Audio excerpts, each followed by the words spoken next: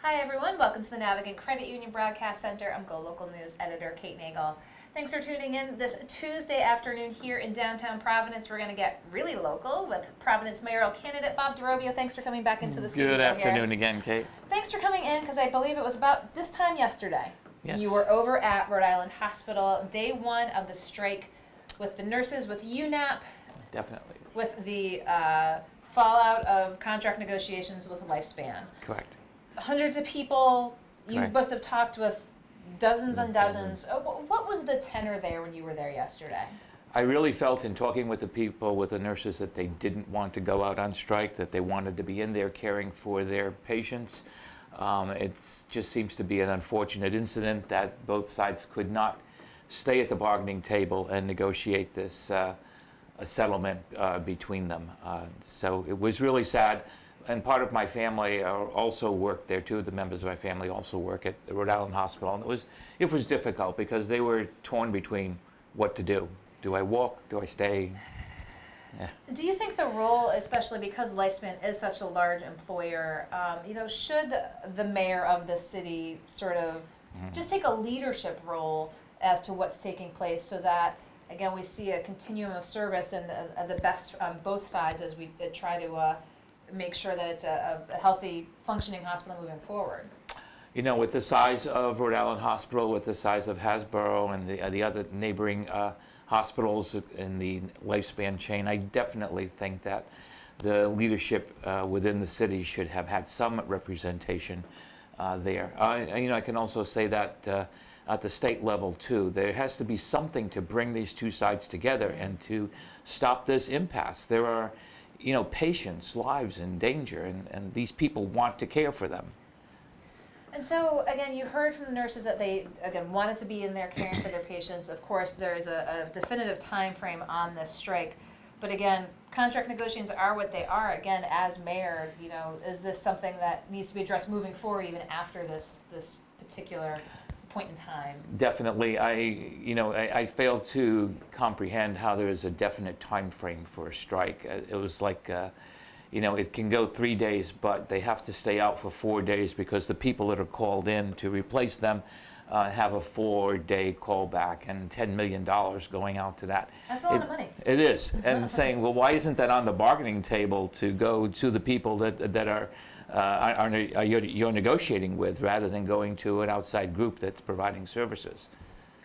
And so, do you envision yourself having more talks with Lifespan, having talks with UNAP, again, as we're here sort of on day 2? I would want to be a part of the negotiations whenever something like this fails. I would want to be at that table. I would want to try and bring consensus to both sides. It is our hospital. It is the biggest, one of the biggest industries within the city of Providence. We should be there. There should be representation from the city. And let's talk a little bit about an issue geographically close by, the 195 land. We've talked about this before. We've seen the Fain Tower proposal moving through the city process here, again, with no votes from the City Plan Commission as well as the Ordinance Commission. What's your thoughts about how it's been put now back in the purview of the City Council to say whether or not that this height or the variance requested is appropriate? I think it was a very tactical maneuver. It's an election season, and it's now going to be each person having to cast their vote in favor or not in favor of it, and be held accountable when the elections take place. I personally think it should have stopped at the subcommittee level, but they didn't want to make a choice, and one person needed more time after 2 years to get more information about this, which everyone in that room, myself included, had a lot of information about the process. So it is difficult to believe that we've reached this stage. It's either a go or a no-go.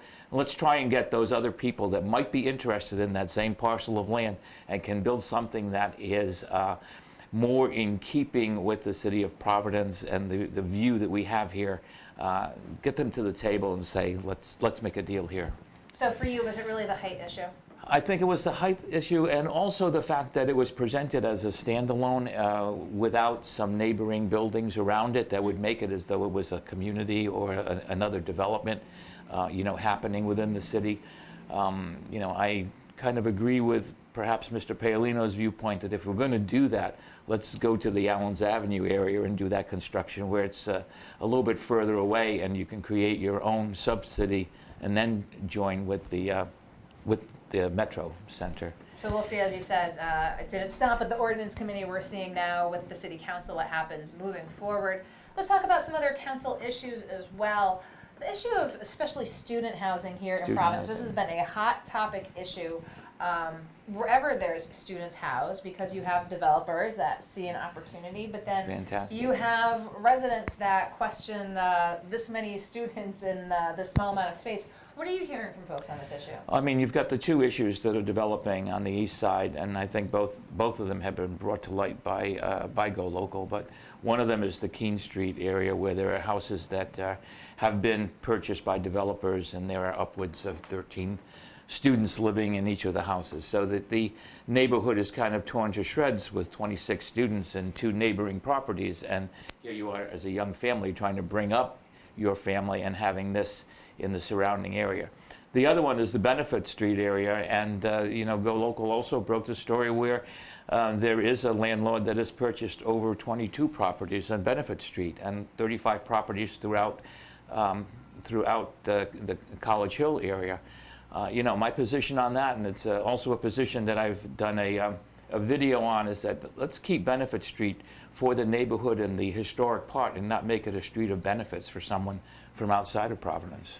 And so, again, there's always the town gown issues, but I mean, should, as we've seen at the council level, there be restrictions on just, again, how many students can live at a particular unit, I believe was the There should be restrictions, and there's also a ordinance submitted by Councilman Uridan, I believe, that's going before, where there are 4 unrelated people living in a 1-story house. But I also think it's part of the college's responsibility to build a necessary dormitory space to house the students. I know that 2 different projects have been on the drawing boards with Brown University in that area. I don't know where they are or what stage they're in right now, but we also need incentives for RISD to do the same type of building, you know, and for the other colleges and universities to do that same thing. That would relieve a lot of pressure from the neighborhoods. And so what else are you hearing as you're hitting the trail? You seem to be everywhere.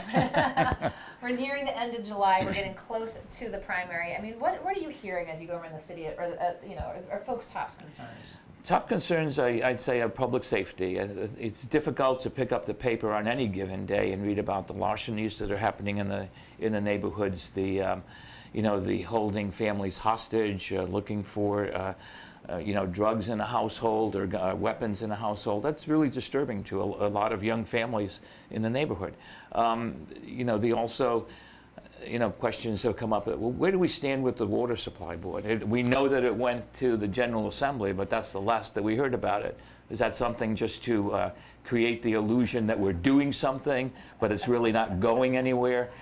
You know, those are 2 big issues, along with the speed cameras, along with the parking meters, and the housing issues on the east side.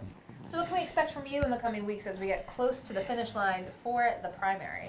Continue the walking neighborhoods, to continue meeting the people, continue to listen to their concerns, and continue to guarantee them that under a DeRobio administration there will be changes, there will be people at the table that not only present the concerns to me, but will be a part of solving those concerns for their neighborhoods.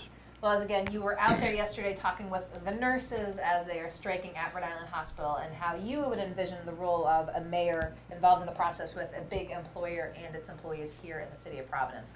Well, Bob DeRobio, I appreciate you taking the time to come into the studio to talk with us here. Thank you. Pleasure. Don't go anywhere. I'll be right back here at the Navigant Credit Union Broadcast Center.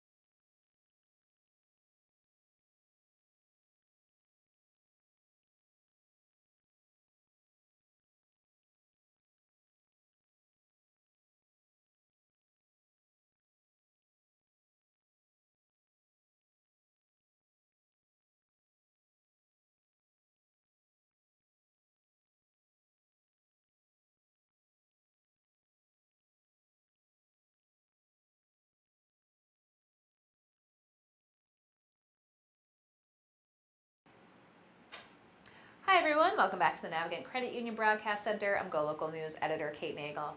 Thanks for tuning in as we had a chat with Bob DeRobio, who was at Rhode Island Hospital yesterday walking with nurses on strike against Lifespan after contract negotiations fell flat. Talked about what he envisioned the role of a mayor playing in these negotiations as they move forward. 3 o'clock was Rachel Nunes talking with the Southern Rhode Island Chamber of Commerce as well as the Girl Scouts of New England. So be sure to tune in to GoLocalProv.com and catch us on Facebook for more news, politics, lifestyle, and sports. We'll see you back here in the Navigant Credit Union Broadcast Center tomorrow. I'm GoLocal News editor Kate Nagel.